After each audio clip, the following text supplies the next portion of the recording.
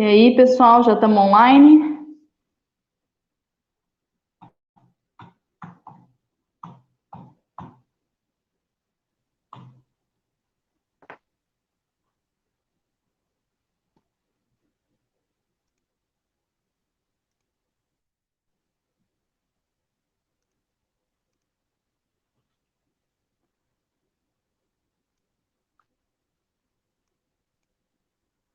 Só abrindo aqui para a gente já poder começar, esperar o pessoal entrar.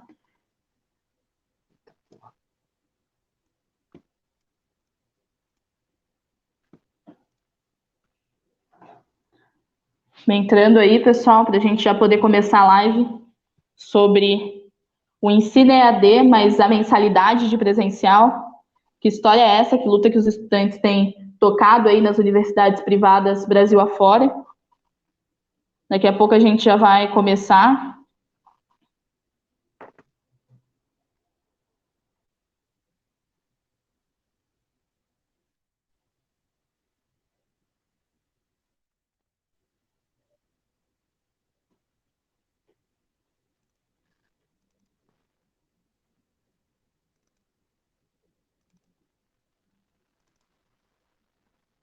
Só esperando o Zezinho. Bom, o Zezinho tá aí já. O nosso host aqui que está nos dando a base para a transmissão, se puder nos informar como nós estamos de público para dar início a essa live, que vai discutir a questão do EAD, a questão das mensalidades nas universidades pelo Brasil.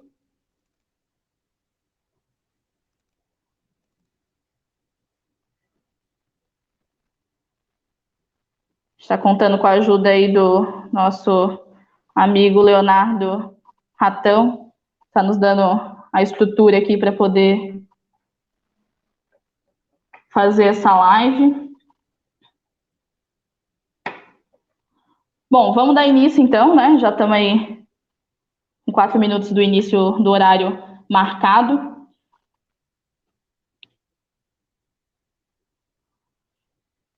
Bom, vamos lá.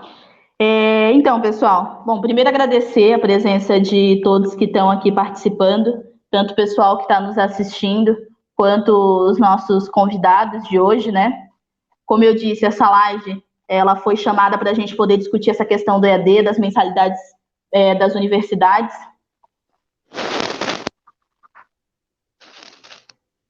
Das mensalidades das universidades que estão sendo, né, cobradas agora, e outras iniciativas que os estudantes têm tomado nas universidades privadas Brasil afora, para a gente poder discutir um pouquinho o que os estudantes têm feito, o que eles estão pensando dessa conjuntura, quais são a perspectiva que a gente tem. Então, essa live foi chamada para discutir aí o ensino EAD, mas a mensalidade é de presencial, como que isso pode acontecer no meio dessa pandemia, com vários estudantes em universidades privadas, né?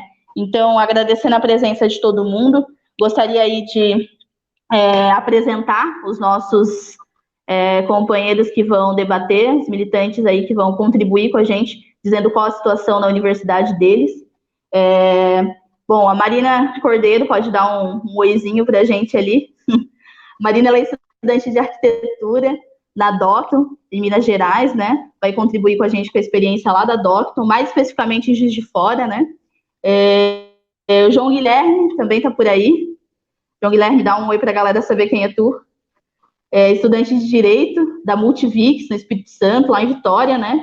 Também é presidente do CA de Direito da universidade, vai poder contribuir para a gente também com a experiência que eles estão vivendo lá no Espírito Santo. Temos também aí o Zezinho, que é estudante de História na UGB, lá no Rio de Janeiro, mais especificamente em Volta Redonda. Também vai contar um pouco da luta dele lá na universidade, na UGB. O Jackson, que é estudante de Direito também, que está aqui com a gente, que é da Unicinos, no Rio Grande do Sul. Ele também é dirigente do Centro Acadêmico de Direito, lá na universidade dele, a Unicinos. Toda essa galera de regiões diferentes do Brasil, né? Minas, Rio de Janeiro, Rio Grande do Sul, Espírito Santo. E eu, que sou a Dani, sou diretora da Uni, sou aqui de Santa Catarina, e que vou estar aí conversando com essa galera, organizando esse espaço para que a gente possa aí ter um debate sobre as situação das universidades, né? Bom, para a gente poder dar início, queria informar que nós vamos receber os comentários, as perguntas durante a live. Podem colocando aí nos comentários o que vocês têm dúvida, o que vocês gostariam de contribuir, que daí a gente vai, né, agregando aqui para ajudar nesse debate. Então, durante toda a live, vou estar recebendo essas perguntas. Também tem algumas outras que eu preparei aqui para a gente poder discutir alguns temas. E eu acho que, para a gente começar, é bom dizer que essa pandemia, né, pandemia coronavírus, criou para a gente quase que um marcador temporal, né? Isso é engraçado, porque a gente pode dizer de antes da pandemia, durante e o que a gente espera depois, né? E eu acho que a gente tem que começar por aí, por essa questão mais geral, para poder entender como é que a gente chegou até aqui, né? Como é que a gente chegou até a luta da questão da redução das mensalidades. Bom, a gente sabe que a gente vive um processo na conjuntura do Brasil, em que, né, Bolsonaro está aí como presidente, e uma série de retrocessos nessa conjuntura, né? E essa situação pré-pandemia, a gente levou muito em consideração na União Nacional dos Estudantes, por exemplo, quando a gente foi discutir posições, né, de reivindicações dos estudantes logo no início da pandemia, né? Por quê? É preciso dizer que se hoje a gente tem uma situação extremamente desfavorável para os estudantes, para a juventude em geral, é porque essa situação já vinha sendo precarizada de antes, né? A gente sabe que a situação não era melhor antes da pandemia, ela está sendo piorada agora por conta das condições de vida. Mas antes também a gente viu uma situação muito precária dos estudantes nas universidades públicas, nas universidades privadas, da juventude como um todo, né? Então, acho importante a gente falar primeiro um pouquinho dessa conjuntura antes da pandemia, para poder entender como é que a nossa situação dentro da pandemia acaba sendo muito pior por conta disso, né? Então, eu acho que existem vários elementos que a gente pode apontar para dizer que a situação dos jovens antes e dos estudantes no geral já era muito precária, né? Acho que entre os principais, a questão do desemprego, né, já era muito latente, e várias outras medidas trabalhistas que retiravam os nossos direitos, e que na universidade privada em especial, quando a gente fala de desemprego para os estudantes de universidade privada, a gente está dizendo falta de dinheiro para poder pagar mensalidade, por exemplo, né? A gente está falando falta de condições para poder se manter na universidade, né? E essas condições levam os estudantes a não terem condição de pagar as mensalidades e outras estruturas para poder se manter na universidade, né? E daí eu estava pesquisando, né, para saber qual que era essa situação, inclusive dos elementos que a gente já tem da própria mobilização anterior dos estudantes. E aí eu achei uma nota de 2019, vejam, 2019, né, bem antes dessa pandemia, da Associação Brasileira de Mantedoras do Ensino Superior, divulgando um dado do Fundo Nacional de Desenvolvimento da Educação, dizendo que em 2019 havia sido batido o recorde de inadimplência no ensino superior. Ou seja, os estudantes em 2019 já não estavam conseguindo pagar suas mensalidades. Em 2019 foi batido um recorde em que o valor total era de 13 bilhões, né, de reais aí, somado à dívida dos estudantes que estavam inadimplentes. Isso em 2019, quando a gente sabe que existia taxas recordes de desemprego, mas também antes do período da pandemia, né? Isso significa que de 5 estudantes, 3 não estavam conseguindo pagar as mensalidades, né? Isso é muito grave, significa que a grande maioria dos estudantes, já antes da pandemia, não conseguia pagar as mensalidades, né? Então, para a gente poder iniciar esse debate, eu queria saber a opinião de vocês, como é que vocês veem no dia a dia, né, da universidade essa situação, como é que vocês veem através aí dos centros acadêmicos, essa situação em que os estudantes, já antes da pandemia, sofriam com uma grande inadimplência, com falta de recurso, com falta de emprego para poder se manter na universidade. Então, vamos começar. Vamos por ordem alfabética? Jackson quer ser o primeiro ou alguém prefere começar? Pode ser? Pode ser. Sim. Pode ser. Eu queria ser o primeiro, achei que... Tudo bom? Dani? Oi? Bom, em primeiro lugar, eu queria agradecer ao CNJR pela atividade de hoje, né? Para que a gente possa compartilhar nossa realidade Acho que os companheiros dos outros estados,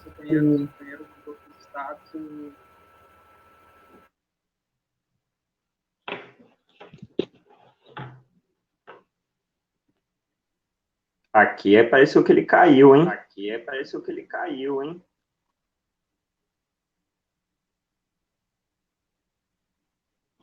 Bom, vamos lá. Então, vamos para o próximo. E podendo contribuir até o Jackson conseguir voltar aí com a gente. Pode ser tu, João? Pode. Então, Vamos lá. ué, ele voltou? Não, então. Na mesma linha que ele, né? Queria agradecer a oportunidade de poder estar fazendo essa live. Vou pedir, companheira, se você puder desligar o som, seu som, Dani, que tá dando muito reflexo no som. Eco, muito eco. Tem como? Beleza. Então, é o seguinte, sobre a situação de antes da Covid-19, como você bem falou, né? Vou falar rapidamente para todo mundo poder falar.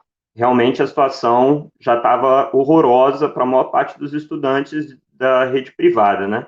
A gente sabe que dentro da rede privada hoje em dia é onde se comporta a maior parte dos estudantes de ensino superior do Brasil. Assim, mais de 80% dos estudantes de todo o Brasil, eles estão em rede privada, né? Isso aconteceu em grande medida por causa dos programas de inclusão de bolsa, né? Como o ProUni e o FIES. É até uma coisa que nós, enquanto JR, a gente tem que se atentar e tem que bater a tecla nisso, porque a gente não pode querer se fechar, fazer movimento estudantil em universidade pública.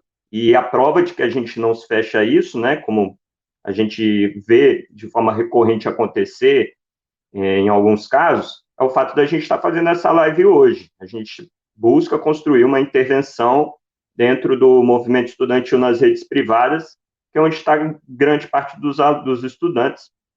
E na rede privada a gente tem um perfil social que ele é muito diferente. Existem pessoas que têm muito dinheiro, que estão na rede privada, mas existem pessoas muito carentes, né? Então, assim, não vou falar muito sobre isso, mas existem muitos trabalhadores, existem muitas pessoas, onde eu estudo, que é noturno, né, que é geralmente onde se concentra, inclusive, os estudantes que trabalham e estudam, eu estudo com operários mesmo, e operárias que trabalham na Jurong, né, que é uma fábrica que produz peças de navio e tudo, gente da CST, né, outra indústria que tem aqui, ligada à Vale. Então, assim, a situação para grande parte desses estudantes aí não está fácil, porque vários deles já foram demitidos agora com a Covid, e antes já estavam passando por problemas financeiros, né? Esses problemas, eles vêm tanto da dificuldade de aquisição do ProUni e do FIES, que vem sendo piorado, vem sendo criado burocracias, né, entraves, desde 2016, na verdade, né, desde o Plano Levi, mas foi uma coisa que piorou muito durante o governo Temer, agora com o Bolsonaro nesse falho. Depois, se eu tiver oportunidade, eu vou citar alguns dados que eu trouxe aqui para discussão. E para trazer um exemplo, nós temos um companheiro da JR aqui do Espírito Santo, que ele, antes da pandemia, né, no final do ano passado, a gente teve que fazer uma campanha de arrecadação de comida para ele, porque ele estava desempregado, não estava conseguindo dinheiro, ele é ProUni 100%, é militante da JR lá na mesma faculdade que eu, que é a Multivix, e ele não estava tendo dinheiro para comer, nem ele nem a família dele, né? Ele mora na periferia, num bairro chamado Tubarão, na Serra, que é um município periférico aqui, com muitos setores operários também aqui no Espírito Santo, na Grande Vitória, e a situação não está fácil para ninguém, essa é a realidade, né? A Covid só veio para piorar. Acho que por enquanto é isso, minha colaboração.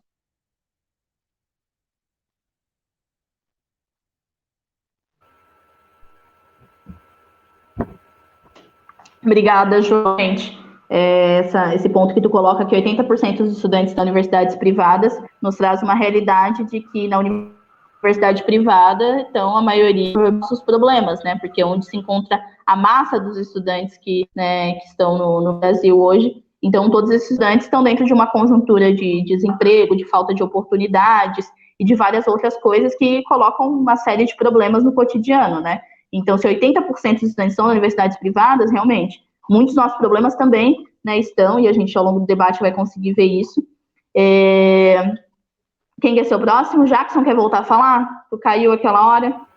Pode ser, ou se você está tudo certo agora, se estão me ouvindo, estou vendo que estou aparecendo ali. Lá, tudo certo. Já está chegando algumas perguntas aqui. Antes, né? Mas, só para lembrar para a galera que a gente continua. Eu concordo contigo, Dani, quando tu disse que tem que contextualizar a partir da conjuntura nacional, né? A diminuição no acesso ao ensino superior, ela tem uma relação direta, se a gente lembrar também com o governo do Temer, que propôs o novo FIES, né? Na prática, tem pouco esse tipo de financiamento.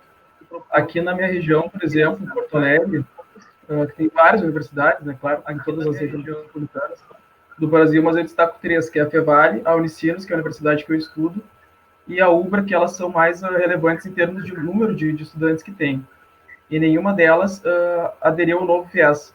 É claro que todas elas tiveram também uma redução no número de estudantes, né? A minha universidade, por exemplo, teve uma redução de 30 mil estudantes quase para 20 mil estudantes. E a gente percebe isso na fila do RU, o pessoal, quem vai de carro, diz que o estacionamento tem mais lugares agora para estacionar, na fila das bibliotecas tem mais lugar, não tem tanta gente também, e por aí vai. E a gente percebe isso na sala de aula também, né? Os corredores mais vazios, e turmas que antes vão fechando. Por exemplo, quando eu entrei na minha universidade, eram 5 disciplinas de introdução, hoje só tem 2, né? E isso é resultado de uma política que já vem de muito tempo atrás, que intencionalmente vai prejudicando a permanência do estudante no ensino superior, né? E inviabilizando o próprio acesso. O novo FIES, ele é isso, né? Os alunos que já estavam na universidade permaneceram, mas como as universidades, a maior parte não aderiu, inviabilizou o acesso de novos estudantes. Então, reduziu o valor da mensalidade, né? Agora, nesse momento, que as famílias têm as suas rendas diminuídas, é questão, assim, de trazer o mínimo de justiça para esses estudantes que já têm enfrentado uma série de ataques à educação, de estágios que são precarizados, o desemprego, como a Dani falou antes, isso sem falar também nos cortes, que volta e meia a gente tem notícia nos cortes das bolsas remuneradas. Então, acho que forçar a diminuição das mensalidades é colocar uma responsabilidade no colo das universidades, né? De uma forma bastante responsável. Eu acho que as universidades privadas precisam assumir agora as responsabilidades que elas de fato têm.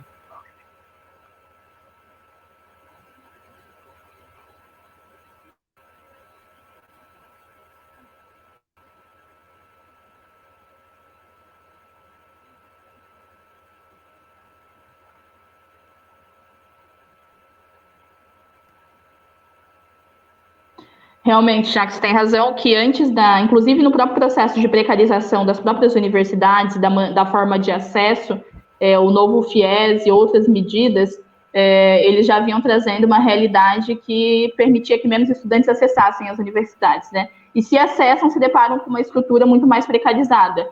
Isso, os que estão empregados podem sonhar com essa perspectiva, né? Então, realmente, o desemprego, o novo FIES e várias outras medidas que foram retirando os nossos direitos, podemos datar de maneira mais intensa do golpe para cá, né? Foram colocando os estudantes, empurrando por uma condição de extrema precarização, que agora a gente vai ver um cenário muito ruim durante a pandemia, mas de que antes não era como se fosse bom, né? Isso que é importante a gente dizer, que esse processo de precarização, ele já vem de antes. O novo FIES é um exemplo muito bom disso. Marina, Zezinho, vocês querem contribuir? Então a gente segue. Oi.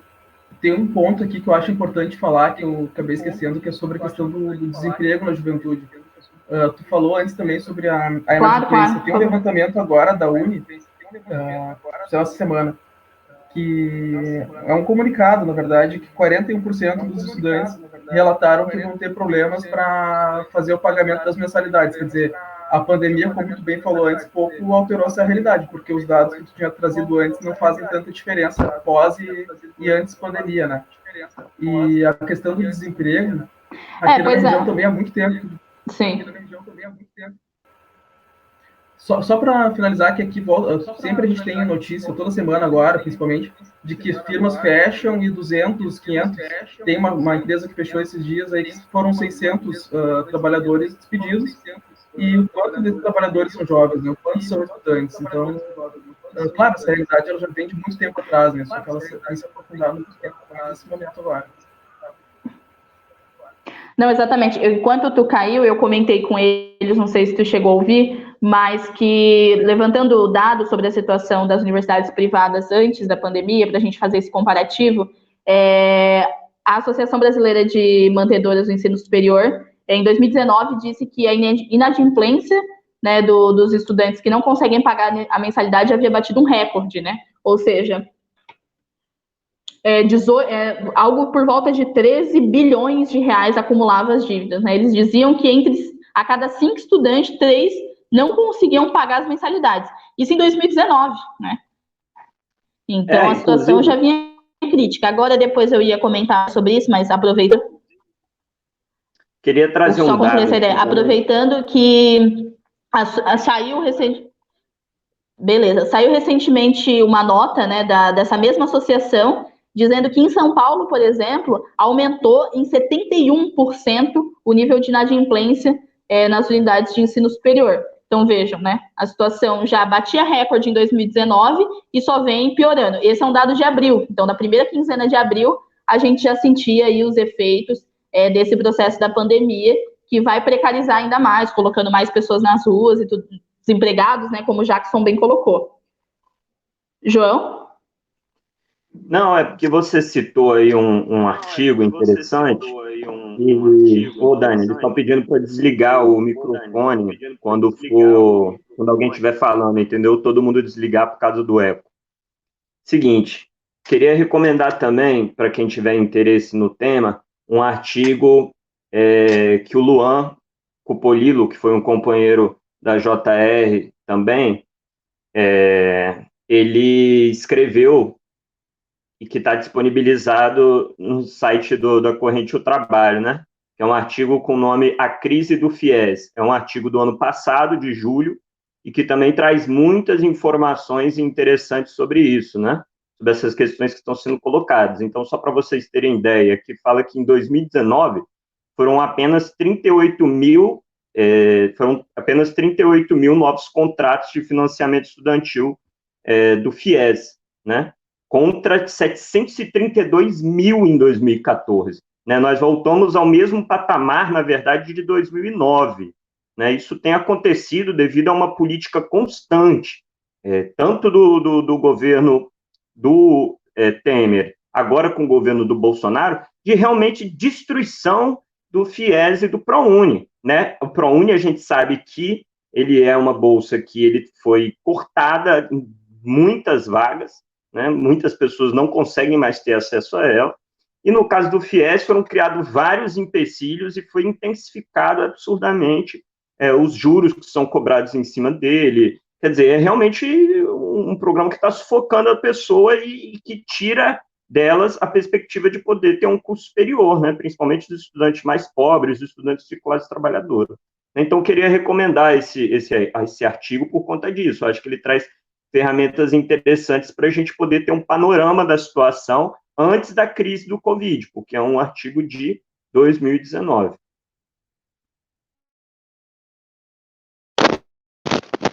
Eu queria falar também, queria deixar uma contribuição também.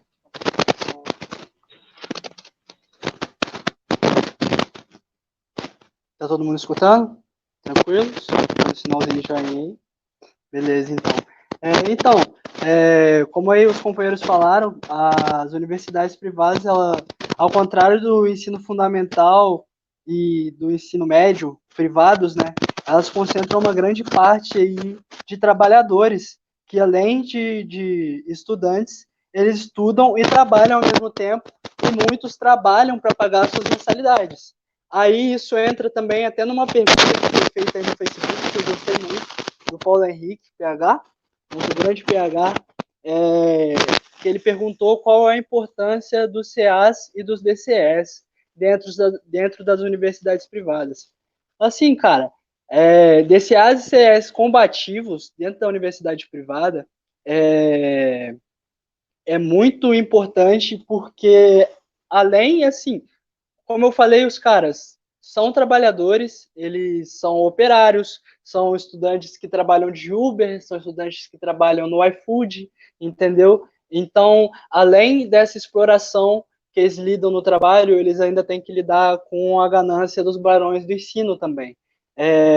Para vocês terem um exemplo bom dessa ganância que eu estou falando, que não é por falar só, existe uma lei, se eu não me engano, é uma lei municipal daqui de Volta Redonda, que proíbe, não, eu acho que é uma lei estadual, porque uma outra universidade aqui, de uma cidade perto, foi condenada nessa parada, que fala que proíbe cobrar, tipo, declaração dos estudantes e tudo mais, e todo mês eu precisava pegar uma declaração para comprovar que eu estava estudando lá, para receber um auxílio da prefeitura, já que a minha mãe é funcionária pública, né? E todo mês eu tinha que pagar R$10 nessa declaração, sendo que era uma parada ilegal, entendeu? De ser cobrada, de ser taxada. Então, tipo, tá aí um exemplo claro, assim, um exemplo bobo até, mas é um exemplo claro da importância das organizações estudantis, que as organizações estudantis têm nas universidades privadas, entendeu? A gente precisa ter onde se apoiar para lutar, entendeu? Eu acho que é isso aí.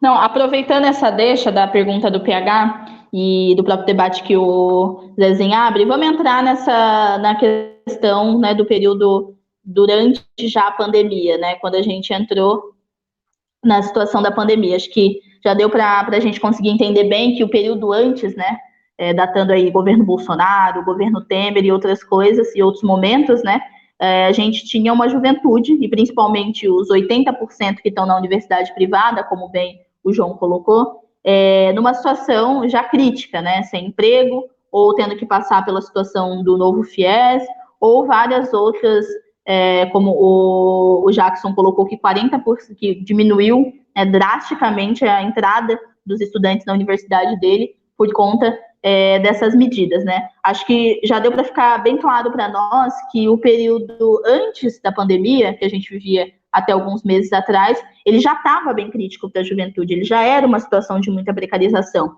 E daí, quando a gente entra na pandemia, começam a aparecer novas reivindicações, para além de que a gente já tinha, aparecem novas, né? E daí a gente começa, né, a se preocupar, as entidades estudantis começam a se preocupar mais ainda com as questões de assistência, de ensino, pesquisa, qualidade da aula, como que esses estudantes vão manter as suas bolsas e outros tipos de coisa, né? Eu faço parte da diretoria de assistência estudantil na Uni, né?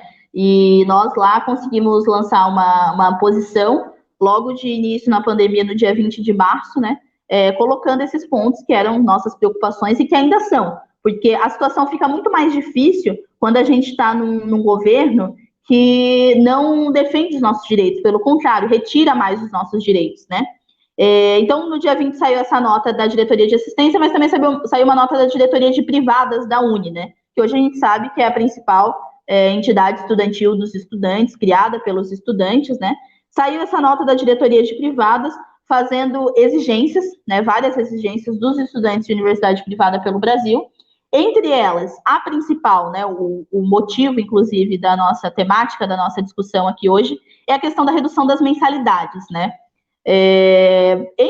Para além da questão da redução de mensalidade, tinha algumas outras reivindicações, que aí vocês podem dar as opiniões de vocês, né, sobre o que vocês têm vivido na realidade, no dia a dia das universidades privadas, como a garantia de trancamento de semestre sem nenhum tipo de custo para os estudantes, né?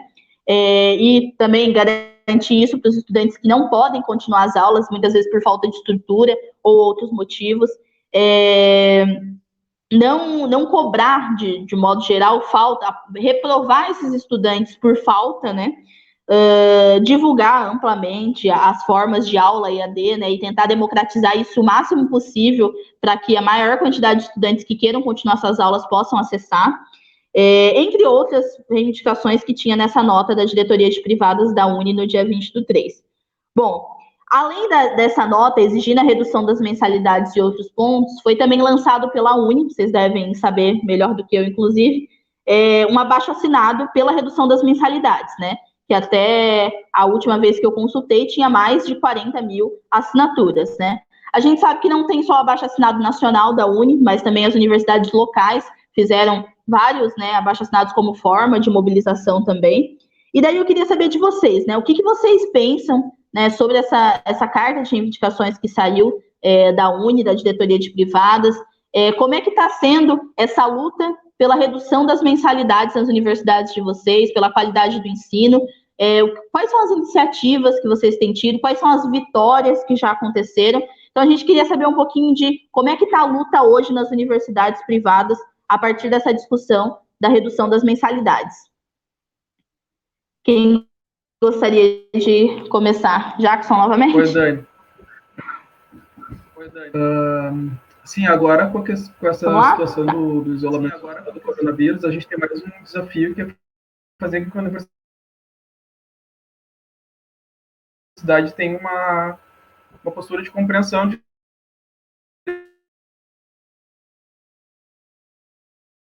a universidade precisa fazer sua parte.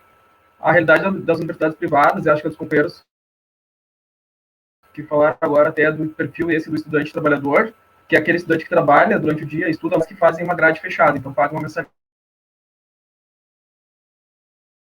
Tu trabalha de dia, e aí paga uma disciplina, o pai paga outra, a avó paga outra, e assim segue a vida. Tem vários colegas nossos que fazem para conseguir pagar a faculdade.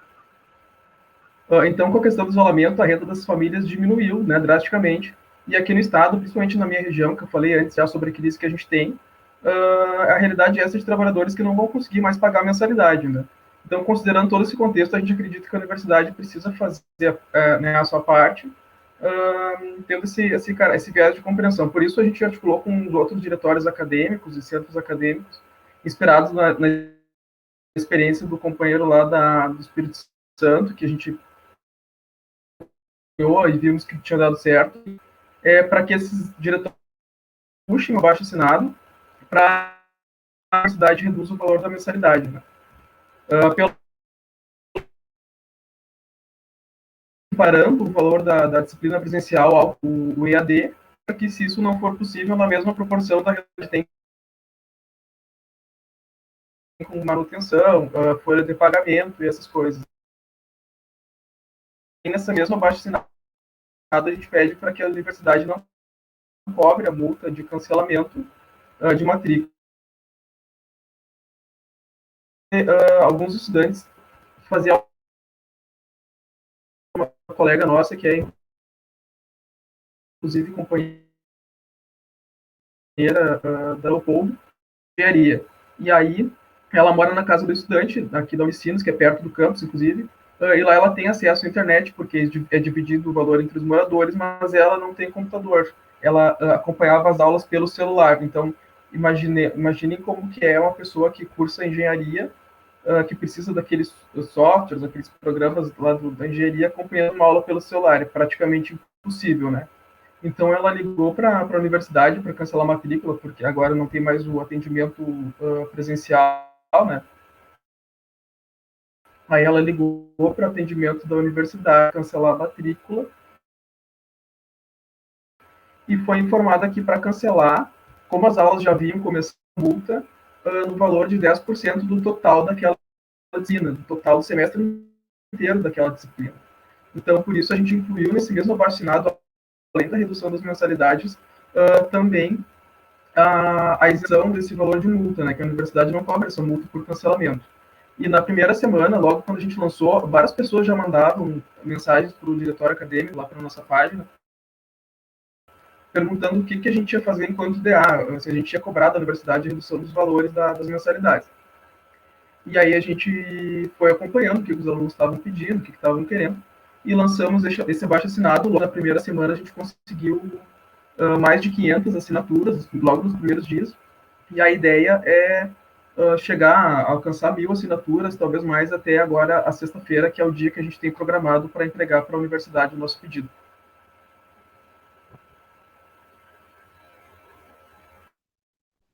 Bom, posso falar? Vai lá.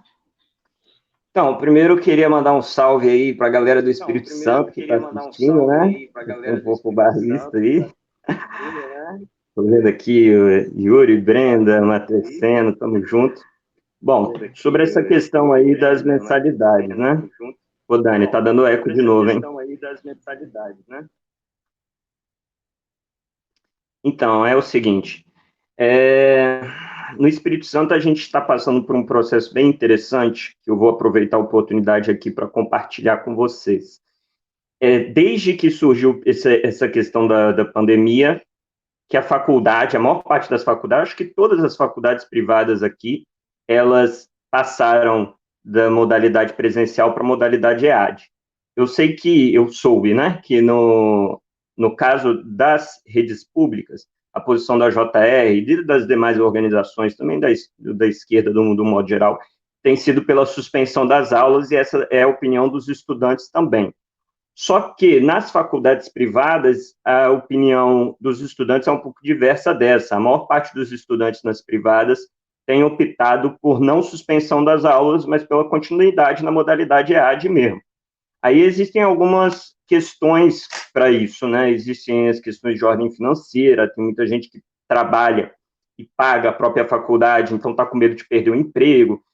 Tem muita gente que também, a gente sabe que nas federais, principalmente, né, nas estaduais, nas universidades públicas, o ensino, ele geralmente é de melhor qualidade do que nas de rede privada. Então, também, no psicológico de muito estudante, o cara pensa, porra, entre eu ter que suspender a aula para atrasar minha graduação e ter um ensino ruim na faculdade privada que eu estudo, é melhor fazer a AD mesmo e não atrasar a graduação, né? Então, existem vários fatores, eu acho, que contribuem para isso, né? Não é só isso, mas... Então, assim, a realidade nas privadas é essa, a maior parte delas está aderindo à modalidade EAD. Desde que surgiu esse problema, o pessoal tem falado do problema da mensalidade. Por quê? Por uma razão muito simples. A gente paga uma mensalidade absurda para ter um ensino presencial, geralmente, sempre, o ensino à distância ele é mais barato do que o presencial, e por uma questão de ordem maior, né, de força maior, a gente está tendo aula na modalidade EAD. Então, nada mais justo do que fazer com que as aulas, o preço, a mensalidade das disciplinas também se adaptem para a modalidade à distância. É simples assim, quer dizer, não tem segredo nenhum. Só que as faculdades, né, pensando só no lucro, né, são muito gananciosos, não abrem mão de nada, a gente tenta conversar com eles, não abrem mão, eles não estão querendo diminuir a mensalidade, né? E eu não sei como está sendo nos outros estados. Aqui no Espírito Santo começou a ter uma resistência muito fragmentada em relação a isso. Aqui não existe muita tradição de movimento estudantil forte nas redes privadas. Então, o pessoal fica meio perdido. E aí começaram a ter várias manifestações de cunho voluntário e individual. Então, o cara ia lá e criava um baixo-assinado sozinho, sem ninguém assinar, sabe, ninguém à frente. Ou então criava uma página no Instagram, né, ou então criava uma imagem anônima que ficava rodando nos grupos. Aí a gente percebeu que a coisa não era bem assim. Desde o ano passado que a gente reativou o centro acadêmico, e a gente já tinha conquistado várias coisas lá na nossa faculdade, no curso, e a gente resolveu agir. A gente reuniu a nossa gestão, inclusive é um aspecto importante que a JR defende, que é de não paralisar a atividade das entidades durante o período da pandemia. Enfim, a gente se reuniu, fez a discussão e tudo mais, e a gente pegou exatamente isso que você citou, Dani. A gente pegou essa lista aí de reivindicações que a Uni lançou, né, que é também um baixo-assinado nacional. Vocês podem encontrar esse baixo-assinado aí no próprio site da Uni. e a gente usou exatamente ele para poder fazer o nosso próprio baixo-assinado e estabelecer um diálogo institucional com a faculdade, né? Da entidade com a instituição. E a gente conseguiu, a gente fez uma campanha junto com os líderes de turma e com os estudantes, para eles poderem pressionar a faculdade através do Instagram, das redes sociais, por e-mail e tudo mais, e a gente conseguiu conquistar várias reivindicações com isso. Temos até uma planilha de repasse dessas reivindicações atendidas que está lá no nosso Instagram da entidade. E, enfim, agora a questão é, a maior parte das demandas que foram atendidas foram aquelas de cunho acadêmico, porque, por incrível que pareça, eles fizeram também essa transformação de presencial para EAD de qualquer jeito, né? Então não teve critério pedagógico quase nenhum, pegaram lá e toma e tal, então foi uma coisa horrorosa. Na verdade, até hoje a gente sofre com um problema de redução de qualidade de ensino catastrófica, mas, de qualquer maneira, a gente conseguiu conquistar várias demandas de cunho acadêmico, mas as financeiras eles quase não aceitaram, né? Não aceitaram quase nenhuma delas. A questão da mensalidade, a questão de flexibilização do pagamento, a questão de garantir a rematrícula de estudantes que fiquem inadimplentes por causa dessa situação, a questão do não pagamento, se o cara quiser suspender as aulas, né, que se quiser trancar o curso porque não se adapta ao EAD, nada financeiro toca no bolso, eles não aceitam. E, na nossa opinião, está acontecendo o que a gente chama, dentro do direito, de desequilíbrio contratual, né? A gente, dentro do Código do Consumidor mesmo, então a gente tem até respaldo jurídico em relação a isso, vocês veem no artigo 51, parágrafo 1º, fala da questão da vantagem exagerada de uma parte sobre a outra, né, que gera um desequilíbrio contratual que tem que ser reequilibrado. Então, esse é um dos argumentos que a gente está utilizando. Quando que isso se aplica? Para dar um exemplo rápido. Por exemplo, quando você aluga um apartamento, né, por, sei lá, R$2.000, aí alguém vai lá e abre um lixão no terreno do lado do apartamento que você aluga, né? Houve um desequilíbrio contratual, porque isso reduz o preço do local, né, onde você estabeleceu. Então, tem que diminuir também o preço do aluguel, né? A mesma coisa está acontecendo agora com a questão da mensalidade, quer dizer, transferiram para a modalidade EAD, a faculdade não está tendo gasto quase nenhum com luz, água, funcionários, foram vários demitidos, terceirizados, não está tendo gasto quase nenhum. Na minha faculdade, vários funcionários foram demitidos, funcionários, inclusive, de longa data, eles estão se aproveitando. E, por outro lado, em contrapartida da nossa parte, não recebemos nada de desconto, de absolutamente nada. Então, eu acho que o caminho tem que ser da auto-organização dos estudantes mesmo, sabe? Aonde não existe CA, a gente tem que procurar as atléticas, na minha opinião, apesar das atléticas geralmente não serem voltadas para a parte política especificamente, mas é uma forma de representação mínima onde não existe nada, e onde não existe nada é o melhor que tem. E onde não existe nem CA nem atlética, a gente tem que procurar os alunos mesmo do curso para tentar juntar ele lideranças de turma, para tentar juntar todos os estudantes de uma determinada instituição para fazer esse combate, né? É isso que a gente está fazendo agora e já estamos tendo avanços importantes. Então, a faculdade ela já cedeu, por exemplo, no que diz respeito às mensalidades do mês que vem, junho e julho. Em junho, a mensalidade vai ser 20% menor, em julho, 40% menor. Entretanto, isso não é suficiente para a gente é uma vitória muito parcial, porque todos esses meses até agora que a gente está com esse problema do Covid, a gente pagou a mensalidade normal, esse mês nós vamos pagar normal, e foi só isso, não é questão só da mensalidade, né? Tem várias outras reivindicações do qual eles nem tocam, não falam nada, né? Para você ter ideia, eles se recusam, inclusive, que é uma das coisas que a gente cobra, para eu encerrar, né, porque eu falo demais, deixar, eles se recusam, inclusive, a apresentar a planilha de custos da instituição. O que é a planilha de custos?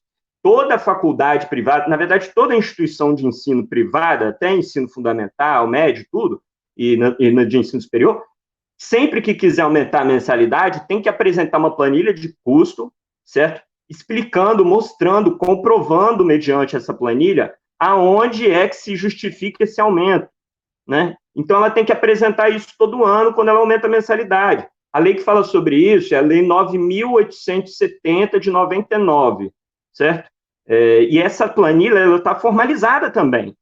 E eles, na nossa opinião, eles deveriam reapresentar essa planilha para mostrar, porque a justificativa principal dessas instituições, inclusive em rede de televisão, que eles se juntaram no sindicato patronal deles, né, para fazer propagandinha aí, dizer que eles não tiveram redução de gasto nenhuma. Quer dizer, é fazer a gente de burro, né? Teve faculdade privada que diminuiu, que não é a minha, infelizmente, que diminuiu, tipo assim, diminuiu 10%, diminuiu 20% da mensalidade, sem nada, porque realmente deve estar uma coisa absurda o ganho desse pessoal. Eles não estão fazendo isso por benevolência nem aqui nem na China, em lugar nenhum, né? Então, assim, a gente queria que apresentasse essa planilha de custos, inclusive para a gente ver se essa mensalidade de 20%, se essa redução de mensalidade de 20% e 40% que eles deram para a gente na Multivix no mês que vem e no próximo, eles também têm que ser só isso. Se bobear é muito mais do que 20% e 40%, né? Essa é a realidade, que é desproporcional também com a disciplina à distância. Enfim, são esses problemas que a gente tem enfrentado. Então, João, muito importante, inclusive, né, oportuno, o GFEI comentou ali que lá no Rio de Janeiro, o Ministério Público se manifestou dizendo que notificou uma universidade VR, Unifoa, segundo que eu estou conseguindo ler aqui, falando que a mensalidade é ilegal, né, ser cobrada desse jeito. Isso que tu falou de desequilíbrio contratual, né? Ou seja, você paga para ter um ensino presencial, tu não recebe esse ensino presencial, tu está recebendo um ensino EAD, e eles querem cobrar o mesmo valor, né? É bem nesse sentido do que tu falou, inclusive, né, o Ministério Público, como o GFE colocou, se posicionou dizendo que isso é ilegal, né? Bom, para a gente poder continuar o debate, acho que a Marina depois quer falar, mas foi colocada uma pergunta aqui nos comentários de qual o argumento principal que tem sido usado. Assim, o João citou alguns, né? Ele falou sobre a questão deles dizerem que não estão tendo custo, não estão tendo redução de custos, né? O que a gente sabe que não é bem verdade, né? Depois a gente pode comentar sobre outras coisas, como a MP 936, que permitiu aí suspensão de contratos, corte de salário de professor e outras coisas, que eles têm se usado, né? Para poder reduzir ainda mais os custos e aumentar ainda mais os lucros deles, né? Então, é bom se vocês comentarem qual que é o tipo de argumento que vocês têm se deparado quando confrontam a direção da universidade sobre a redução da mensalidade, o que vocês têm respondido para eles, né? O João citou um, mas se tiverem outros, a galera aí está curiosa para saber, até para a gente saber como é que a gente rebate esses argumentos, né? Marina? O Felipe comentou na live e a realidade que a gente está tendo aqui de argumento que está sendo apresentado é a mesma situação de falar que está sendo que tem amparo do Ministério da Educação e essas paradas. E a minha faculdade também no começo teve uma resistência bem grande com isso, né? A gente começou no começo, quando eles transferiram as aulas para as aulas conectadas, que eles chamam, que são aulas na modalidade EAD, só que acontece ao vivo, começou um movimento, como o João Guilherme falou, de forma espontânea, assim, dos estudantes se organizarem. E aí, teve um abaixo-assinado e tudo mais, e a faculdade respondeu falando que não tem, que tem amparo para não abaixar a mensalidade. Só que a realidade aqui agora é que a faculdade lançou umas medidas de amparo para os estudantes, onde tem inclusive uma bolsa auxílio de 50% de desconto nas mensalidades para quem? O estudante ou o responsável financeiro perdeu o emprego a partir do dia 1º de abril. O que a gente sabe que assim, é uma medida bacana para quem se enquadra nisso, só que como o João Guilherme falou também, é uma vitória parcial, né? Não ajuda todo mundo que está precisando. Então, assim, dentro dessa perspectiva, foi basicamente os argumentos que estão sendo usados são os amparados pela lei, quem sabe que não ajuda a gente em nada. Aqui também tiveram outras medidas que a faculdade lançou, mas a minha faculdade é uma faculdade que tem é filantrópica, né? Então, é meio que por obrigação, ela concede muitas ajudas, mas a gente teve também problema quando a gente tinha uma organização aqui, que era um DA, também não tinha justificativa, a gente não conseguia acesso a essas planilhas de custo que a gente pedia, para justificar os aumentos, por alguns problemas de organização dos estudantes em si. A entidade acabou sendo desativada, mas o abaixo-assinado que foi feito de forma espontânea, ele atingiu cerca de 900 assinaturas, assim, durante uma aula conectada que foi para todas as unidades. Os alunos só comentavam que era para baixar a mensalidade, aí depois disso a faculdade deu essas medidas. Mas não ajuda todo mundo e a gente não consegue, e não tem mais nenhuma resposta de nenhum avanço. Então, a gente precisa, nesse momento, estudar, né, as medidas que a gente vai ter para avançar nessa luta, porque as aulas estão sendo precarizadas, a gente está perdendo qualidade de ensino. O meu curso, que é o curso de arquitetura, é um curso que precisa de muita infraestrutura, seja de espaço mesmo para a realização dos trabalhos, quanto de computador, que a gente precisa de muito, e muitos ficavam o dia todo na faculdade por conta dos computadores, né? Porque não tinha em casa, e agora não tem condição de pagar a mensalidade, de continuar fazendo os trabalhos, de acessar a internet de qualidade, às vezes, para assistir às aulas, então a gente está vendo esses problemas aí. Acho que eu não fui muito objetiva, mas vim trazer um pouco do que está acontecendo aqui em Juiz de Fora, né, na minha faculdade.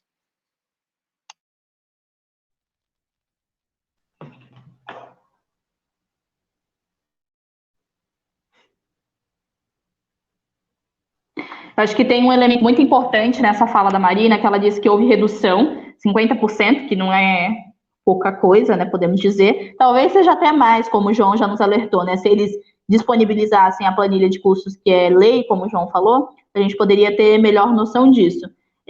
Mas disponibilizaram, né, na Docton 50% de redução, a partir de uma mobilização espontânea dos estudantes, como já foi relatado aqui que aconteceu em outras universidades. Mas o engraçado é que eles só disponibilizaram para quem perdeu o emprego a partir de 1º de abril, né? E a gente comentava no início da live, primeiro que a pandemia começou um pouco antes disso, né? Mas ok. Mas a gente comentava no início da live sobre a situação dos estudantes, da juventude no geral, antes da pandemia, né? Então, esses estudantes e jovens no geral já estavam numa situação de desemprego muito crítica, né? E para além disso, endividados, né? Aquilo que a gente comentou no início. Ano passado, se bateu um recorde de endividamento. De 5 estudantes, 3 não estavam conseguindo pagar suas mensalidades.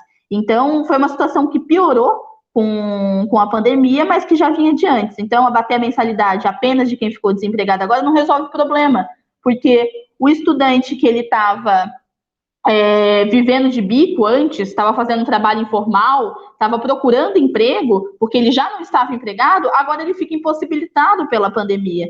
Então, não resolve os nossos problemas, como a Marina bem colocou, dar esse desconto apenas para os estudantes que se foram demitidos a partir do dia 1º de abril, né? Porque agora os que já estavam desempregados antes, eles continuam aí impossibilitados de procurar emprego, né? Que é uma das coisas que a pandemia nos impede de fazer. Então, isso é bem grave, né? Eu acho que esse elemento da fala da Marina é bem importante. Bom, Ô, Dani, eu posso só fazer um adendo eu queria saber de vocês também. Uma coisa importante? Pode, por favor. É bem rapidinho, só sobre essa questão da planilha de custo que você falou, né, que eu citei. Só tem que tomar um pouco de cuidado com essa questão da planilha de custos, porque quem faz ela é a empresa, né? Quem faz ela é a IES. Então, assim, nada garante também que o que ela está colocando ali naquela planilha, ela está sendo fiel à realidade. A gente sabe como é que funciona isso. Tanto é que cliente privado sabe muito bem que os aumentos anuais são sempre acima da inflação. Então, sempre tem uma desculpinha que eles colocam na planilha e tal. Isso é que nem auditoria de aumento de passagem de ônibus, né? Vem as empresas, o sindicato patronal, bota lá que a passagem deveria ser R$50, né? Aí vem o governo fala que não, tinha que ser 7. Aí os movimentos sociais falam que tinha que ser 50 centavos. Então, assim, eles fazem esses esses mecanismos contábeis. Agora, o fato deles nem estarem querendo apresentar planilha de custo, né, significa que, assim, para eles justificarem continuar com a mensalidade, a fraude que eles deveriam fazer nessa planilha deve ser gigantesca. Então, eles preferem nem apresentar essa planilha de custo. Eu só estou falando isso porque, onde a gente está, a gente tem a reivindicação deles apresentarem a planilha de custos, mas sem a ilusão também de que, se lá tiver justificado, entre aspas, o preço, a gente vai parar de bater nas nossas reivindicações, entendeu? Não, muito importante, João. Hoje eu conversava com um estudante da faculdade de Guilherme Guimbala, que é uma faculdade aqui de Santa Catarina e Joinville, justamente tratando sobre isso, sobre os estudantes de forma autônoma têm se organizado por conta da falta de entidades e exigido a redução, e estão exigindo também essa planilha de custo da universidade. A gente conversava sobre não cair nessa armadilha que muitas vezes eles colocam para a gente se perder ali em números, em ficar tentando achar onde é que eles estão lucrando mais, né, ou tiveram redução de custos, porque, no fim, o que nos interessa, de fato, é saber que é injusto com os estudantes que estão desempregados, com os estudantes que não podem sair para procurar emprego, que foram demitidos nesse período, ou que estão em trabalho informal e agora não vão poder acessar esse trabalho, continuarem pagando a mesma mensalidade, sendo que não estão recebendo o mesmo produto, digamos, né, o que pagam ali para poder receber, ou seja, o curso presencial. Eles estão recebendo o curso à distância, né? Então, não é responsabilidade dos estudantes pagarem por essa crise que não foi nenhum de nós que criou, né? É uma crise sanitária, uma crise de saúde que gera, né, uma piora das condições econômicas, mas que não foi criada por nenhum de nós. Então, não é justo que os estudantes paguem essa conta, né? Se os estudantes pagam por um curso presencial, esperam receber um curso presencial. Se não estão recebendo, então que paguem o valor justo para um curso EAD, né? Então, essa pontuação é muito importante, porque precisamos nos organizar, mas não ficar preso nessas burocracias que, às vezes, eles mesmos jogam para a gente não conseguir aí levar a luta para frente. E falando de levar a luta para frente, foi comentado, acho que pelo... Não, e nem é nossa tarefa, não é nossa tarefa fiscalizar para saber, né, o que eles estão fazendo. Porque nós precisamos reivindicar que seja justo para os estudantes, né? E é justo para os estudantes terem uma redução no valor, já que ali, como o GFEI comentou, ele falou aqui, em Volta Redonda, as aulas de arquitetura têm acontecido online. As salas não comportam todos os alunos e vive caindo. Por exemplo, isso, né? Os estudantes não conseguem nem acessar a plataforma que a universidade está oferecendo. Não tem estrutura em casa para poder ter uma aula de qualidade, né? Isso para não dizer dos cursos que nem conseguem existir EAD, né? Por várias outras dificuldades, porque precisam de laboratório, de várias outras coisas, né? Mas nesse sentido, o João, acho que o João, o Zé, tinham comentado sobre a questão das entidades, né? Como é que a gente se organiza sem entidades? Então, se vocês quiserem ir comentando, Zezinho acho que ainda vai nos contar um pouquinho da luta na UGB, mas como é que a gente se organiza sem entidades? Com representantes de turma, criam-se comissões provisórias, né? Como é que a gente pode fazer essa luta? E depois, se o Jackson, reclamaram bastante ali que o áudio do Jackson acabou cortando, se quiser fazer um resumo para a gente da sua fala, seria bem importante. Zezinho, contigo. Desculpa, tá. Depois do Zezinho eu falo, então.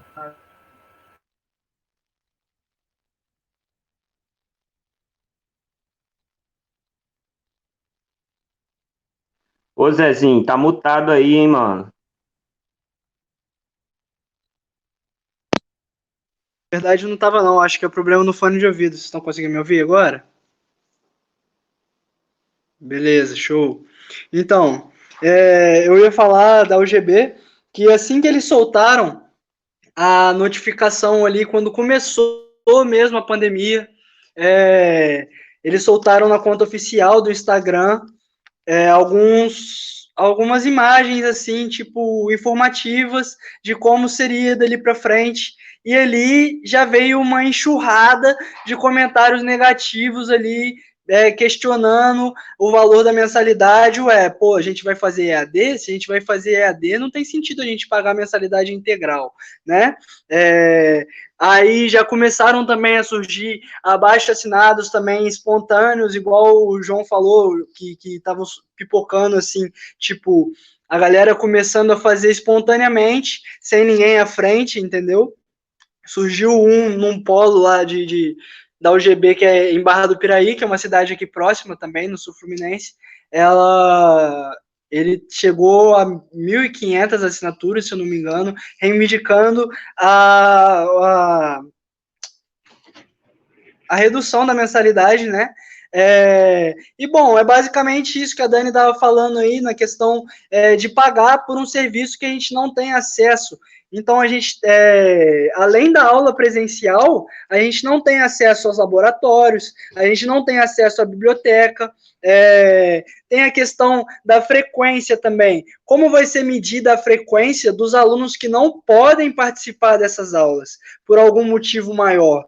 A gente está aí no momento de uma situação que muitas pessoas estão sendo demitidas, que muitas pessoas estão dependendo de um auxílio de R$600 do governo, que está incerto pra caralho de sair, entendeu? Fica nesse chove não molha, e a gente sabe que a internet, ela pode ser considerada um luxo supérfluo, se for colocada aí no parâmetro, o que eu vou escolher? Eu vou ter internet ou vou ter arroz e feijão dentro do meu armário? Eu vou ter o arroz e feijão, entendeu? Então, acho que é uma questão muito, muito bizarra da gente parar para pensar.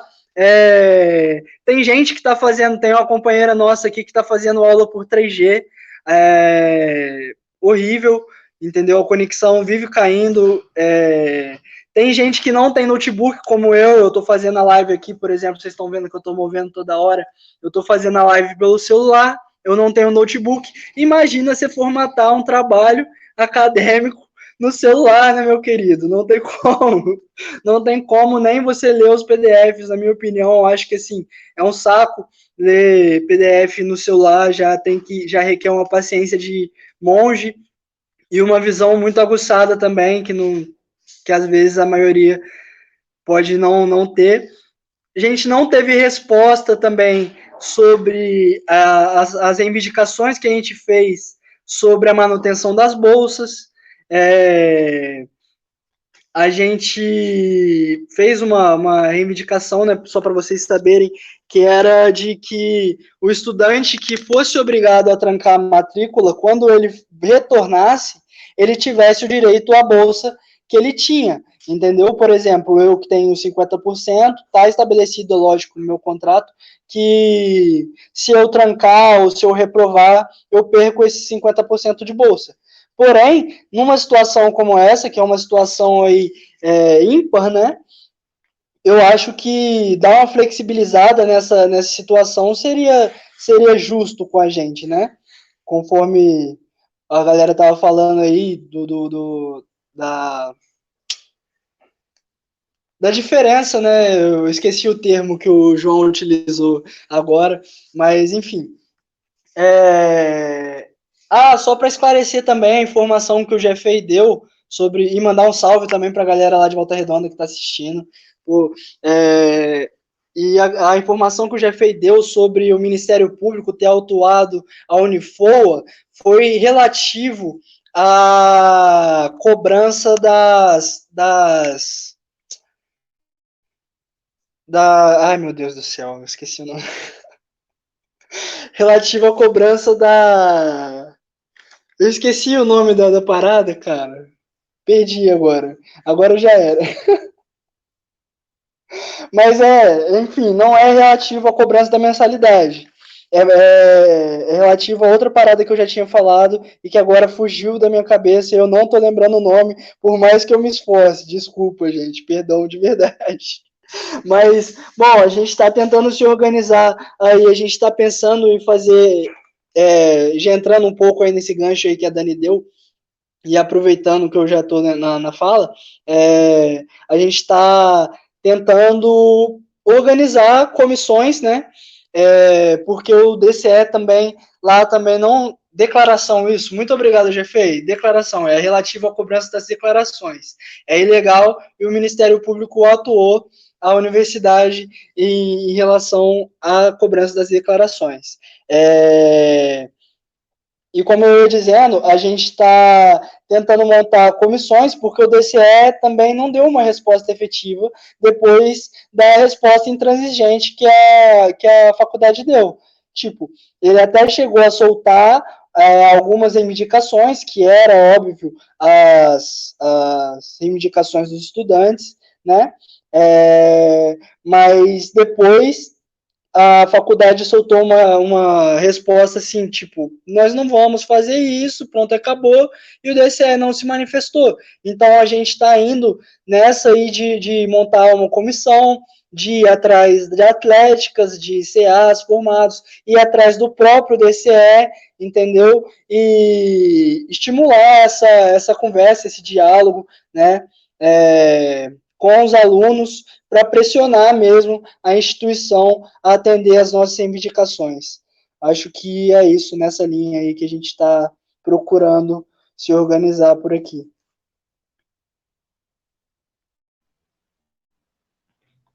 Entendi. Acho que o Zezinho ele trouxe mais um elemento para o debate sobre isso, né? Que a gente tinha dito. Bom, quando você paga a mensalidade da universidade, você não paga para ter só acesso à aula dentro da sala de aula, mas também toda a estrutura que a universidade oferece, né? Biblioteca, laboratório e toda a estrutura que seja necessária para o seu curso, para tu conseguir, né, ter ali uma educação minimamente de qualidade. Então, tem esse elemento também, né? Não é só as aulas que não estão sendo presenciais, mas toda a estrutura que está inclusa na mensalidade, que está ali previsto um valor tanto para uso quanto para manutenção e tudo mais, não está sendo dado retorno para os estudantes, né? Os estudantes não estão podendo usar dessa estrutura, mas estão tendo que pagar por ela, que é uma coisa, né, extremamente contraditória e que só beneficia quem, né?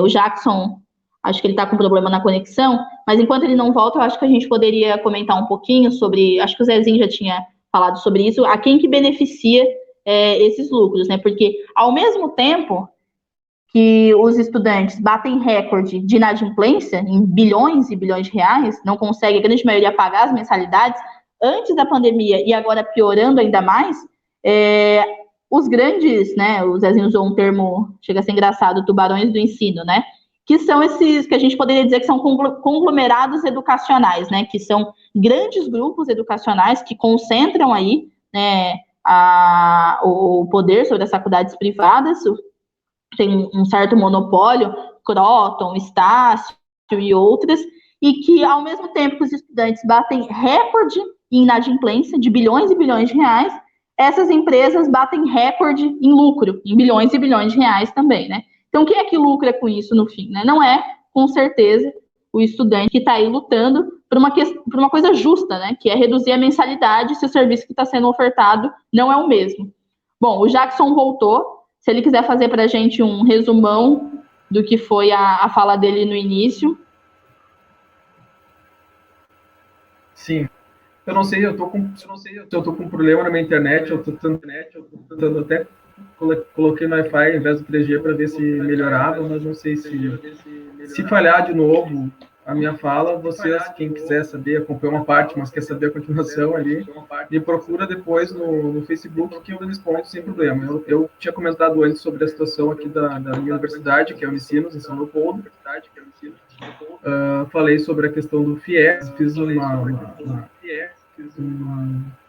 recapitulei um pouco da conjuntura lá sobre o novo FIES do Temer, que isso foi, na prática, uma forma de acabar com esse fundo de financiamento ao estudante de ensino superior, e que a maior parte das nossas universidades aqui da minha região tem muito número de estudantes. Relatei o caso de uma colega nossa, que é militante também da TR, que foi buscar o cancelamento da matrícula, mas foi cobrado, e que a gente faz um abaixo-assinado, iniciamos ali no início do mês passado, pedindo para a universidade reduzir o valor da mensalidade e para que não cobrasse a multa do cancelamento da matrícula também. Aí, Dani, só para não fugir muito da pauta, antes de ter falado sobre a qualidade da educação, eu queria comentar de novo sobre a qualidade da educação. Eu queria falar sobre isso também.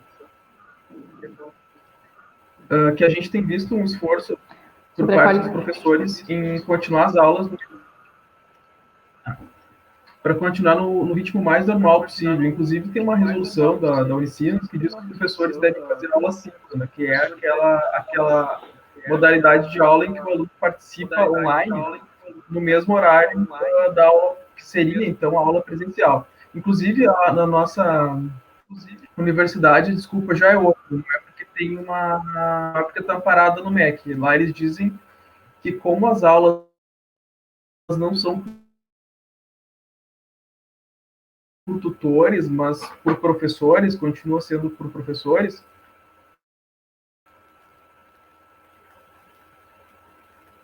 Eu não sei se trancou, gente, vocês estão ouvindo normal?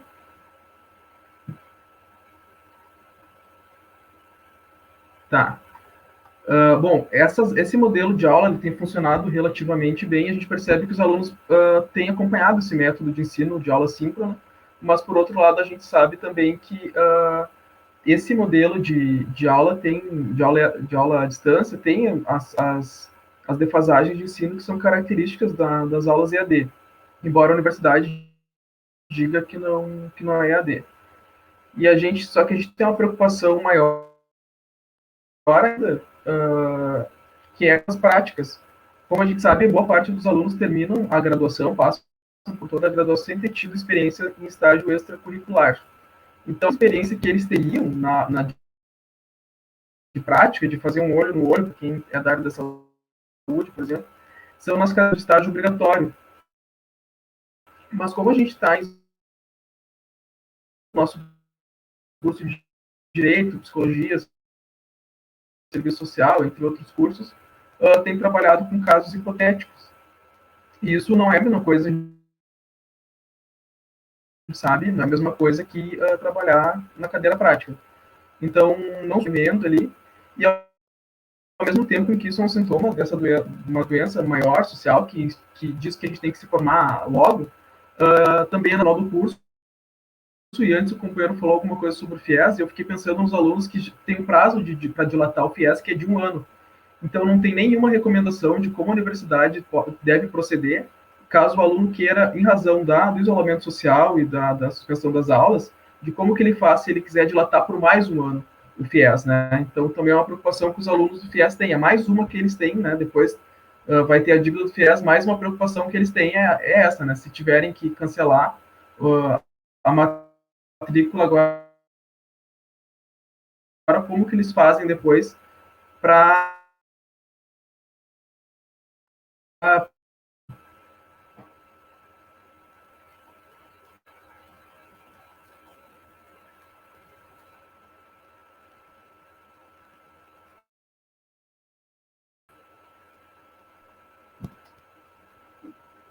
Bom, acho que o Jackson acabou ficando sem conexão.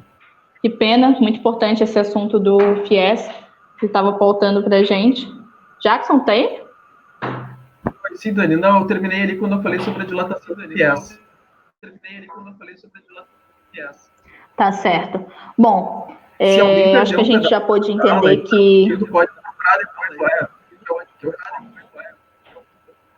Tá certo, obrigada.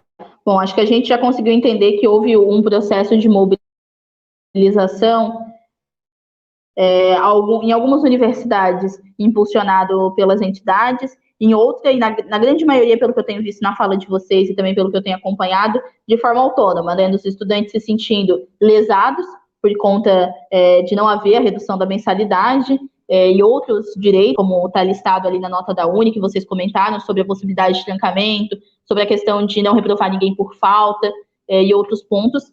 Então, de certa forma, começou uma mobilização, né, de forma autônoma, através das entidades, que agora tem sido canalizada através de reuniões ou de iniciativas que vocês tomaram nas universidades de vocês, né? O Zezinho, estive conversando com ele, ele me disse antes que a primeira reunião que eles fizeram tinha pelo menos, né, 20 e poucos estudantes ali interessados, e depois lançaram um abaixo-assinado com várias assinaturas. A Marina disse aqui que logo nas primeiras semanas o abaixo-assinado chegou aí a centenas de assinaturas, né, 900, se eu não me engano. A partir da própria reivindicação e da pressão dos estudantes em cima da universidade, que se conseguiu alguma conquista na Multivics, na Docton, e nas outras universidades assim que está seguindo também. Então, tem os estudantes se organizando para poder reivindicar, algumas vitórias acontecendo, ainda que parciais, a gente tem algum avanço. Inclusive, eu estava procurando aqui, porque existe um levantamento que foi feito há algum tempo pela Uni, logo no início da campanha de redução de mensalidade, falando de alguns lugares, de algumas universidades que cederam, né? Cederam na redução dessas mensalidades. Tem o Pernambuco, duas, né? Unip, Unicap. Em Minas Gerais, além da própria Docton, acho que chama Unipian. Em Goiás tem várias, Unicerrado, Afonsino e outras. Em São Paulo, uma outra universidade também. Então, isso é um levantamento de há um bom tempo atrás. Desde então, a gente já tem notícia de outras universidades que têm cedido. Então, a gente vê aí que tem uma perspectiva da gente continuar pressionando para que se possa ter essas conquistas, né? Eu acho que seria interessante vocês falarem um pouquinho de qual que é a perspectiva daqui para frente, né? A gente já partindo aí para a reta final, já estamos com uma hora e 15 de live. Acho que a gente pode começar a falar agora, e aí se vocês quiserem comentar sobre essa questão também, né? Eu andei pesquisando, mas as universidades têm se beneficiado de algumas medidas que o governo tem feito, que apesar do governo não agir para defender os nossos direitos, ele age para retirar eles, né? Então, a MP 936, que a gente comentava há pouco, é um exemplo disso, que foi uma medida provisória lançada pelo governo, que possibilita aí, a suspensão de contratos, né, dos professores, ou até mesmo a redução de até 70% dos salários, né? Isso impacta diretamente, para além da questão dos próprios professores, impacta diretamente na qualidade do ensino dos estudantes, né? Como que os professores vão conseguir dar as aulas? Sem professores, como é que se tem aulas de qualidade e outras coisas assim. Então, queria saber a opinião de vocês também no sentido do que o Zezinho tinha comentado, de que os estudantes, eles estão numa situação, a gente comentou desde a live, né, precário de desemprego e outras coisas, e agora tem esse auxílio do governo, que é para as pessoas que estão numa situação complicada, e o Padilha, que é um parlamentar que a gente tem aí, lançou, né, um projeto falando sobre a situação dos estudantes especificamente e a necessidade, né, de um auxílio que contemplasse especificamente esses estudantes, ou que esse auxílio emergencial do governo se estendesse a esses estudantes que estão desempregados, tendo que pagar mensalidade de universidades que não querem reduzir o valor. Então, ele fez esse projeto discutindo essa questão dos estudantes, principalmente paulistas, e estudantes que são beneficiados aí pelo PNAES, né? O Zezinho comentou, né, que esse benefício aí do governo nunca vem, e que nós podemos notar aqui que os estudantes, principalmente de universidade privada, estão numa situação bem precária. Queria saber qual que é a opinião de vocês sobre isso, né, sobre essa MP, dos contratos, sobre essa medida que o Padilha quer implementar, e qual que é a perspectiva daqui para frente, né? Como é que a gente faz para, de fato, resolver o problema dos estudantes? Porque a gente comentava no início de que a conjuntura já estava ruim antes, está piorando agora. E a gente sabe que não tem muitas perspectivas na minha opinião, né, de melhorar com esse governo. Esse governo que está aí, ele faz esse tipo de coisa, né? Medida para poder suspender contrato de professor e cortar salário. Então, o que vocês acham que é a perspectiva daqui para frente? O que a gente pode esperar? Como é que vai continuar a luta? Qual que é a opinião de vocês sobre isso? Então, tem essa medida provisória 936 agora, que é mais uma tentativa de acelerar esse processo de precarização do trabalho e permite, entre outros trabalhadores, também a suspensão do contrato dos professores. E eu lembrei que a gente já teve uma discussão aqui na JR do Rio Grande do Sul um tempo atrás, e que eu acho que é uma discussão que tem que ser levada para ser discutida também na Uni, sobre a necessidade de uma proteção maior à docência das universidades privadas. Os professores das universidades públicas têm uma estabilidade que é garantida pela função de servidor público, né? Mas não tem uma estabilidade para professor de universidades privadas, e há muito tempo que os professores têm sido perseguidos, chamados de doutrinadores, tem escola sem partido aí, e a gente já discutia essa necessidade de uma estabilidade para os professores das universidades privadas. Isso também se dá muito em razão de que as pesquisas que são desenvolvidas, principalmente na área das humanidades, mas nas outras áreas também, que podem despertar antipatias de alguns setores mais conservadores e forçar despedidas arbitrárias desses professores.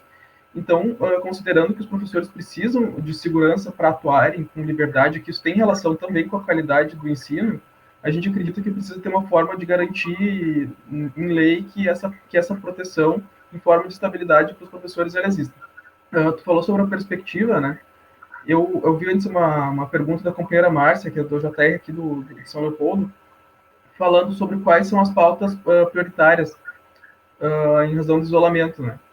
E aí, falando sobre perspectiva, um pouco respondendo a pergunta dela antes, eu acho que cada universidade tem uma demanda específica, que só os estudantes organizados vão conseguir dizer qual ela é, mas eu acho que há uma unanimidade de todas as universidades privadas, que é a necessidade de reduzir a mensalidade e também a multa por cancelamento, isentar os alunos da multa por cancelamento. E num aspecto maior, esse foi, né, dentro das universidades, mas num aspecto mais amplo, assim, eu acho que o fim do governo do Bolsonaro é uma pauta que une todos os estudantes de todo o Brasil.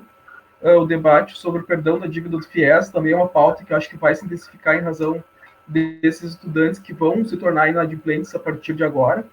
E o governo do Bolsonaro, porque desde o início ele tem intensificado os ataques aos estudantes, nomeando pessoas que dizem, por exemplo, que são terraplanistas para as agências de fomento à pesquisa, por exemplo, ou dizendo, associando os estudantes ao consumo de drogas e lotando o Conselho Nacional de Educação, que é de fanáticos evangélicos que estão alinhados ao discurso dele, e tirando todos os quadros que eram de estudantes, professores, pesquisadores do Conselho Nacional de Educação, que eram indicação do Poder Executivo, foram exonerados, e ele, no lugar desses professores e pesquisadores, ele nomeou pessoas só que estavam alinhados ao discurso dele, muitos ligados às igrejas evangélicas.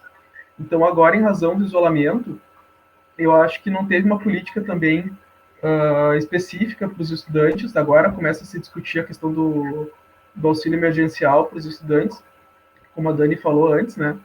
Mas eu acho que são essas as pautas principais, assim, né? A questão do fim do governo do Bolsonaro, eu acho que é a principal, assim.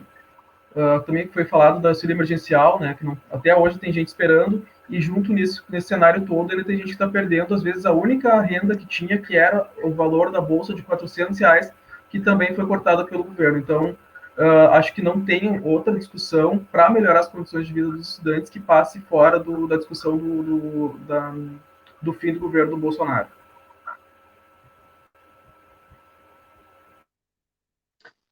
Bom, eu posso dar a contribuição também? Você deve estar no final, né? Então, eu queria falar, essa questão, né, dos funcionários é uma questão muito importante, porque, afinal de contas, nós somos uma organização que se propõe a fazer essa aliança entre o movimento estudantil e o movimento dos trabalhadores. Então, assim, eu acho que é essencial, em qualquer atividade que a gente for fazer no movimento estudantil, no nosso caso aqui, nas particulares, a gente incluir a reivindicação de defesa dos empregos dos professores e demais funcionários, inclusive terceirizados, né? É uma discussão muito difícil de fazer, inclusive, porque, enfim, as faculdades costumam ter mão de ferro em relação a essas coisas, só que é importante a gente entender da onde advém um centro de muita força dos estudantes nas particulares, que é uma característica própria dos estudantes particulares. São duas coisas, é o fato de que eles pagam mensalidade, então isso é um poder de pressão sobre a instituição, porque eles têm um grande número de alunos organizados, né? Então, assim, nessa medida, os alunos também são consumidores, no caso das privadas, né? Estão pagando ali diretamente mensalidade. Você tem uma condição de fazer uma pressão maior, e também porque as faculdades, elas privadas, dependem muito de propaganda, né, para vender o curso delas. Então, se você começa a fazer um movimento na internet de atacar a imagem da instituição que não está querendo atender a sua reivindicação, mostrar o que está acontecendo para a população, quer dizer, que elas não estão preocupadas com a Covid e com as consequências dela, porque não diminuem as mensalidades, não flexibilizam pagamentos, não fazem o que tem que ser feito num momento como esse, né? Porque eles preferem encher o bolso. Então, você tem um poder de barganha muito, muito forte, né? Um poder de pressão institucional muito forte. E os alunos, eles estão propensos, nesse momento, a fazer frente única mesmo, para poder reduzir a mensalidade. Você vê que mesmo essas ações voluntárias que acontecem, tipo, a pessoa vai lá, cria uma página no Instagram para reduzir a mensalidade. O pessoal começa a sentar a lenha, começa a escrever, não sei o que, marca a instituição e tal, quer dizer, a galera está bem sangue nos olhos, então a gente tem que ficar atento para isso, porque é uma oportunidade que a gente tem também de poder organizar os estudantes, né? Mostrar que nas privadas também existe um movimento estudantil, mostrar a força que os estudantes têm nesse movimento para poder fazer as coisas acontecerem.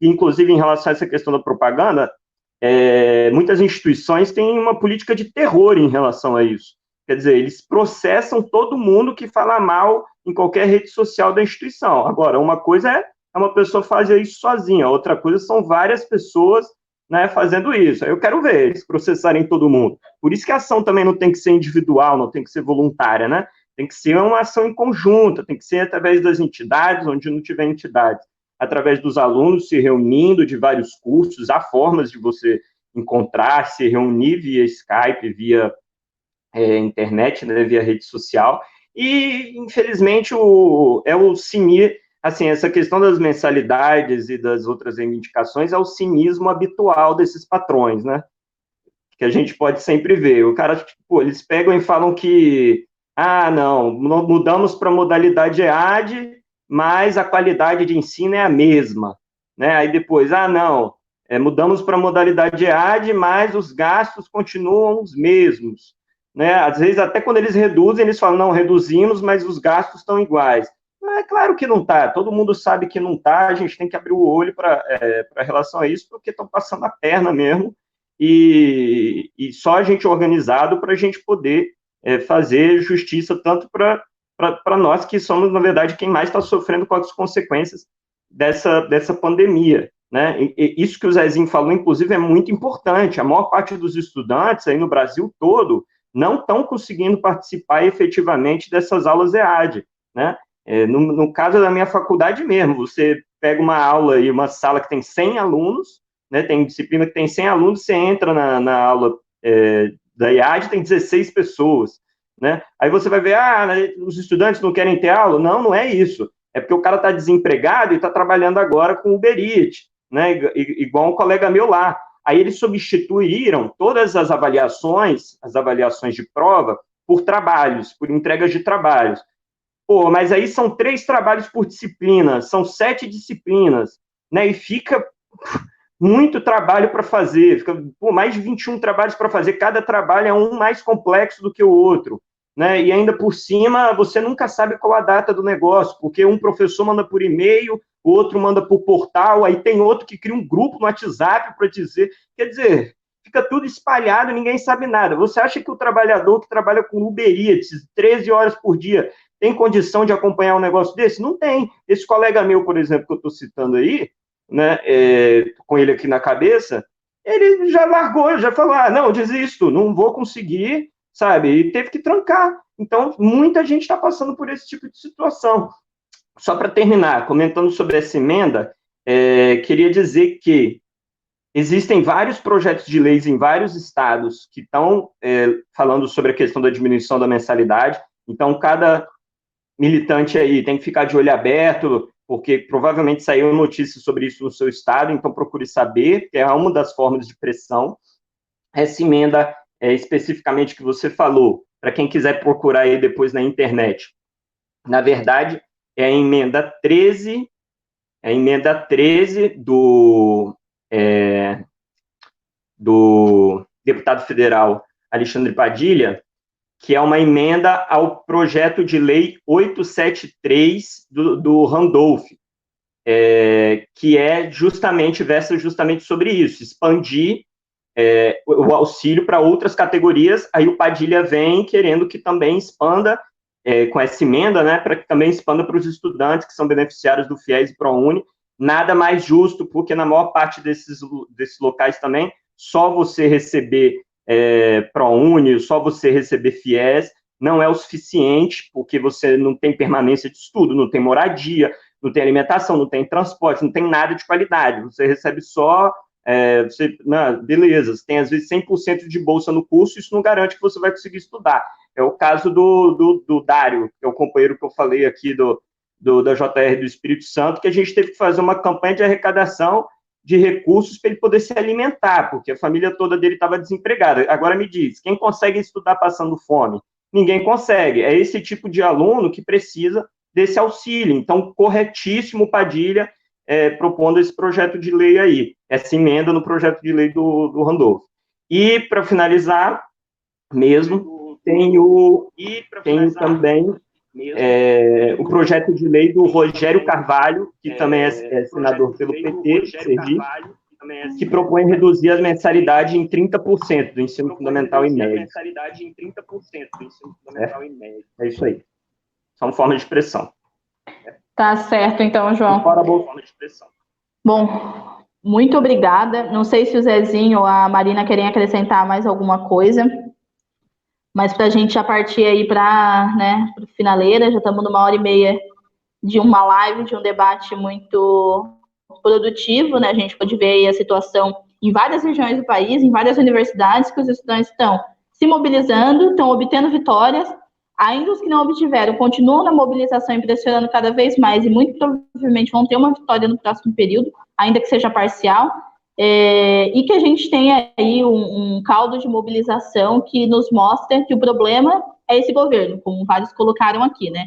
Cada vez mais essa situação fica clara para nós, principalmente para os estudantes que agora estão tendo que pagar por um serviço que não estão recebendo, e ao invés do governo fazer algo nesse sentido, pelo contrário, está retirando mais e mais direitos, né? Retirando os nossos professores, não soluciona a questão do desemprego, que afeta principalmente a juventude. Então, eu acho que essa conjuntura, ela de fato se resolve para nós, para a juventude, que tem sido uma das mais precarizadas, a gente lutando pelo fim desse governo, né, que é um dos principais financiadores de toda essa precarização que a gente vive. Marina, Zezinho, querem acrescentar alguma coisa? Eu só queria acrescentar rapidinho. Perdão, desculpa aí, Marina, interromper você. Que houve uma preocupação muito grande aí, inicial dos estudantes aí, quando a gente fez aquela reunião que a Dani citou. A gente fez a reunião que compareceram aí cerca de 20 e poucas pessoas aí interessadas, né, em discutir com a gente a questão da redução da mensalidade, as questões que a gente estava colocando ali na mesa para ser discutidas, e houve uma preocupação muito grande também da parte delas, não só da nossa, quanto aos funcionários da instituição, como ficariam de acordo com essa situação, entendeu? Então, acho que também faz parte da luta dos estudantes. Eu acho que defender aí, como foi dito aí nos comentários aí, e como o Jackson falou também, eu acho que a MP 939 é um ataque central aos trabalhadores e é uma luta dos estudantes também. A gente tem que combater essa parada, porque nós somos os futuros profissionais da educação também, no caso eu, por exemplo, os futuros profissionais que vão estar dentro da fábrica, os futuros profissionais que estão sendo atacados, seremos nós que estamos se formando aí nesse período. É isso.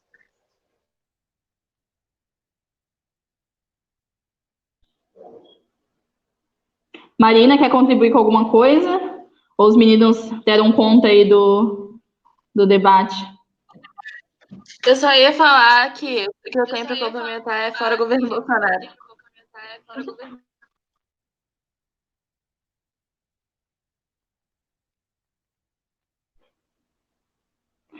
Exatamente, fora governo Bolsonaro. A Márcia comentou aqui que a redução das mensalidades não é nenhum privilégio que a gente está pedindo, é um direito dos estudantes que pagam por um serviço presencial e agora estão recebendo um serviço EAD e sem nenhum tipo de qualidade, como foi bem colocado durante todo o debate, né? Eu acho que o que fica é que os estudantes têm se mobilizado, seja através das entidades, seja de maneira autônoma, e de que mais do que nunca agora, a única maneira da gente conseguir conquistar esse direito, que é a redução das mensalidades, conseguir conquistar que os estudantes não sejam reprovados por falta, conseguir conquistar que os estudantes não sejam prejudicados e não paguem o preço dessa crise, que não fomos nós quem criamos, é conseguindo se organizar coletivamente, né? Fazendo reuniões, dirigindo uma carta de reivindicações à direção da universidade exigindo a redução, exigindo acesso a essa planilha de custos que, por lei, eles deveriam, né, prestar contas, fazendo abaixo-assinados para dizer que essa é a vontade dos estudantes, como os mais de 40 mil que já assinaram o abaixo-assinado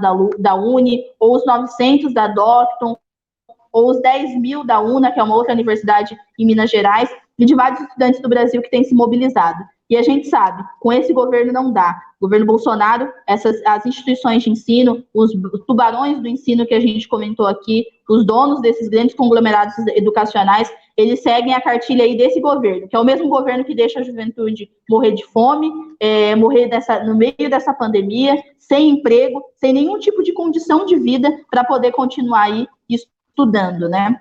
Um governo que não toma nenhuma medida para defender os nossos direitos, pelo contrário, enquanto a gente está aí sem emprego, pagando um valor de mensalidade que não é justa, ele vai lá e edita uma medida provisória para poder demitir os nossos professores, para reduzir salário e outras coisas. Então, com esse governo não dá, precisamos lutar pela redução no valor das mensalidades, que os estudantes não sejam prejudicados e para que esse governo, né, não fique mais aí retirando todos os nossos direitos. Eu acho que essa é a vontade dos estudantes que hoje se mobilizam para defender o seu direito a uma educação de qualidade, né?